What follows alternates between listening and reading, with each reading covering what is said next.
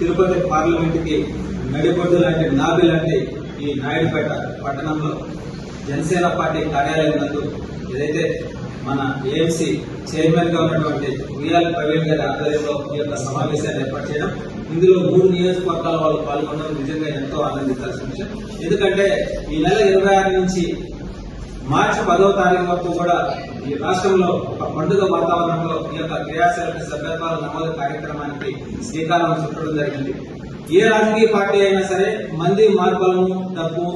ఒక కులము ఉండాల్సినటువంటి పరిస్థితులు మనం ఎన్నో చూసాం. కానీ మా అధినేత డిప్యూటీ సీఎం పవన్ కళ్యాణ్ గారు జనసేన పార్టీ పెట్టినప్పుడే పేద బడుగు బలహీన వర్గాలందరూ కూడా రాజకీయాల్లో పాల్గొని వాళ్ళందరూ కూడా రాజకీయంగా ఎదగాలి, సమానంగా ఉండాలి అనేటువంటి ఆలోచనతో పార్టీ పెట్టడం, అందులో భాగంగా 5 దశల నుంచి కూడా పార్టీలో క్రియాశీలకంగా పనిచేసేందుకు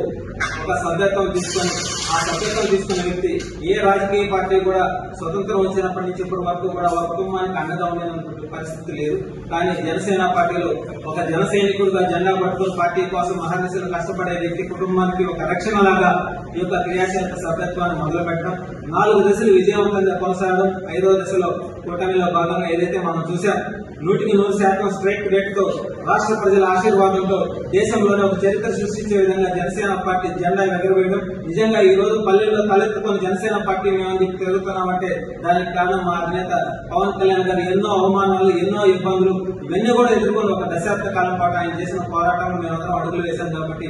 మేమందరం కూడా ఈ రోజు జనసేన అని చెప్పి పల్లెల్లో ప్రజలందరూ కూడా ఆశీర్వదిస్తున్నారు. వాళ్ళందరూ కూడా ఇటీవల అనేక సందర్భాలు అయితే పార్టీలోకి వస్తాం, మాకు కూడా ఒక సభ్యత్వం నమోదు చేయండి అని చెప్పి చెప్పడం జరిగింది. అదేవిధంగా మా అధినేత పవన్ కళ్యాణ్ గారు 3 దశలుగా తీసుకొని గతంలో జరిగిన దానికంటే కూడా మెరుగుగా